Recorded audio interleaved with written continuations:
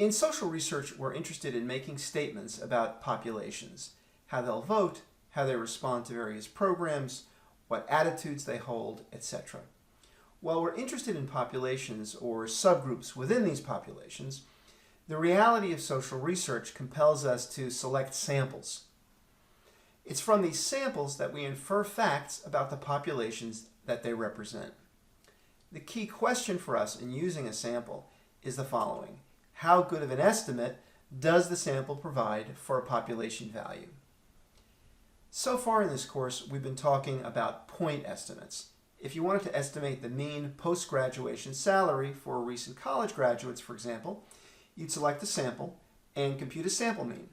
That sample mean is an example of a point estimate. As we've learned, however, some sample means do a better job of estimating a true population mean than others do. Although sample means are based on samples drawn from a population, we can also think of them as one of many means possible from all of the samples that we could have selected. We think of them, in other words, as having been drawn from a sampling distribution.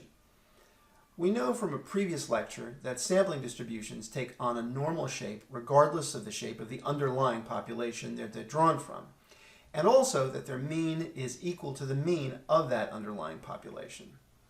These two characteristics give us the ability to apply what we know about probability and the normal curve in order to determine the probability of drawing a particular sample mean. So, where are we going to go with all this?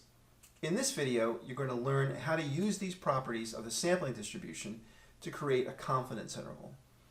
Unlike a point estimate, a confidence interval specifies a range of values into which the true mean falls. The width of this range depends upon a number of factors, most notably the degree of certainty desired that the true mean indeed falls within the interval. I realize that this definition can be hard to follow, but I think that everything will become a bit clearer when we actually take a look at a confidence interval. So let's go ahead and do that right now. This slide shows a sampling distribution. As you know, a sampling distribution is a distribution of means. In practice, we don't actually create a sampling distribution, but if we did, it would represent the means of all the possible samples we might draw from the population we're studying. For samples of n greater than 30, the sampling distribution will always be normal.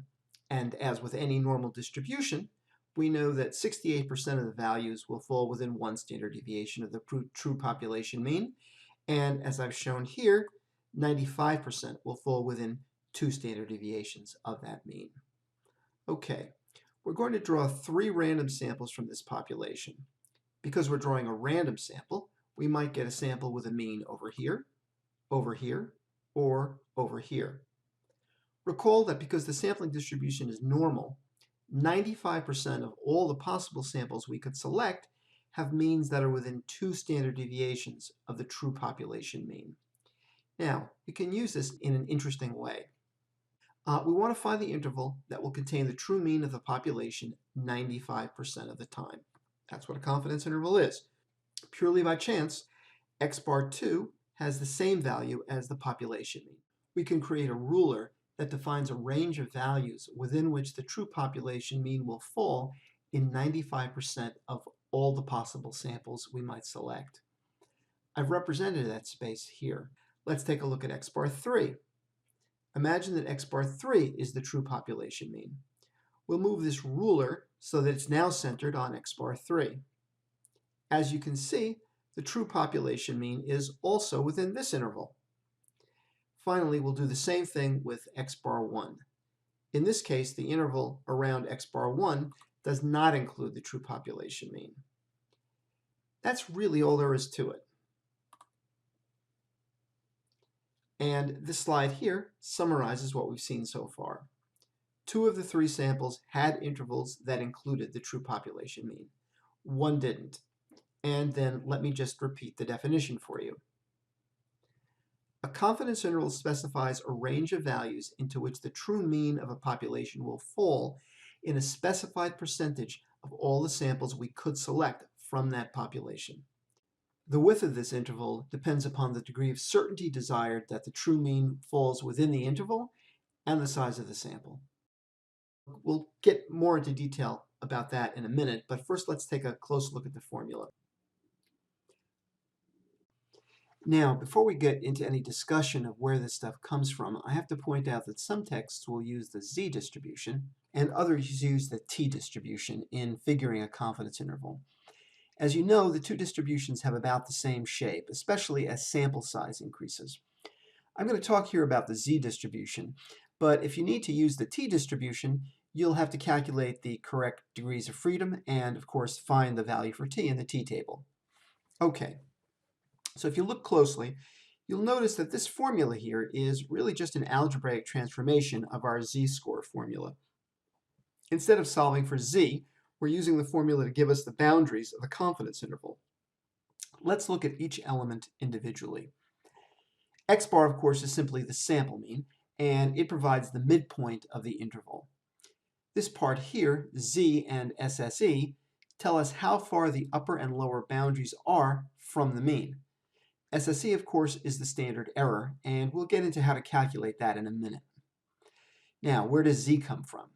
Well, we get z by searching the body of the z-table for the probability value associated with the level of confidence we're aiming for. For a 95% confidence interval, z equals 1.96. For a 99% confidence interval, it's going to equal 2.58. I hope by now that you know how to find z-scores associated with a particular probability value. So let's take a look at a hypothetical study of the salaries of recent college graduates and use the formula here to calculate a confidence interval. We drew a sample of 120 graduates and found it to have a mean of $36,000 per year with a standard deviation of $5,000. We've looked at the table and found that the value for z that we need for a 95% confidence interval is 1.96. So here again is our confidence interval formula. We have x bar, we know what that is. We have z. We just need to calculate the standard error. The standard error is the sample standard deviation divided by the square root of the sample mean.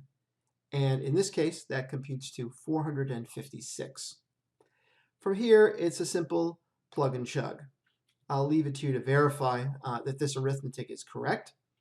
But at the end of the process, we can say that in 95% of all the samples we might select, the true mean starting salary for recent graduates will fall somewhere between $35,106 and $36,893.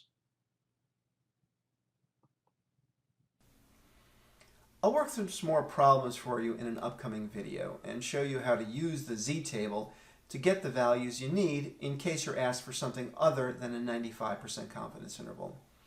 But there's one more thing we need to pay attention to, and that has to do with the actual width of the confidence interval. As you can probably imagine, a narrower confidence interval is preferred to a wider one. Clearly, it's more useful to know that college graduates earned a mean starting salary of, say, between $35,000 and $37,000, than to know that they earned a mean starting salary somewhere between $32,000 and $40,000. Are there any ways of narrowing down this interval? Well, yes, there are. To see the most common, let's take another look at the formula. The sample mean, of course, can't be changed, and at any rate, it doesn't affect the width of the interval. The width is determined by the second term in the equation, z times the standard error. Let's start with the standard error. We can't do much about the standard deviation of a sample. It is what it is. We can, however, choose to change the sample size. As the sample size goes up, the value of the standard error goes down. This means that z will be multiplied by a smaller number, and the width of the interval will become smaller. How about z? Well, z is based upon the confidence level that we want. As the level of confidence that the mean is within the interval goes down, z will go down. You can check it for yourself in the table. If z goes down, then similarly, the width of the interval is going to contract. This table summarizes all of this. The spreadsheet it comes from is available in the lectures folder on Blackboard if you want to play with the numbers a bit. The sample means and standard deviations are the same in each of these 4 scenarios. In the first set of calculations, we have a sample size of 128, and this gives us a standard error of 0.15. Multiplying by z, the lower bound of the first confidence interval computes to $7.71, and the upper bound to $8.29. The width of the interval is therefore 59 cents. The second set of calculations shows an increased sample size to 256. This drives the standard error down. It wasn't 15 cents as it was before, it's now 11 cents. And the lower bound of the confidence interval becomes now $7.79, and the upper bound $8.21. And in this instance, the width of the interval computes to 42 cents. So we increased our sample size, and we got a pretty substantial decrease in the width of our interval, which is a good thing. That's what we want. Okay. In the next set of calculations, we go back to our sample size of 128 cases, but this time we change the alpha level to 0.01 and produce a 99% confidence interval.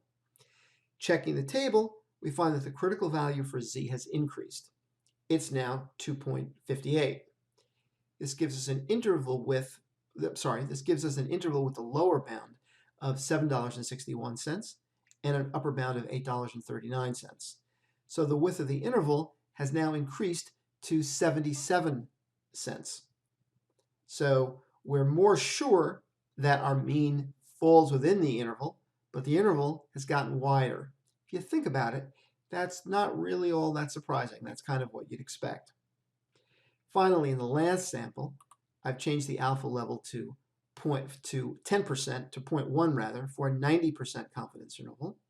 So that's to say that in this case, we're looking for the interval within which the true population will fall true population mean will fall 90% of the time. This gives us a critical value of z for 1.64, and I won't go through each case. The interval width is now 49 cents. All right.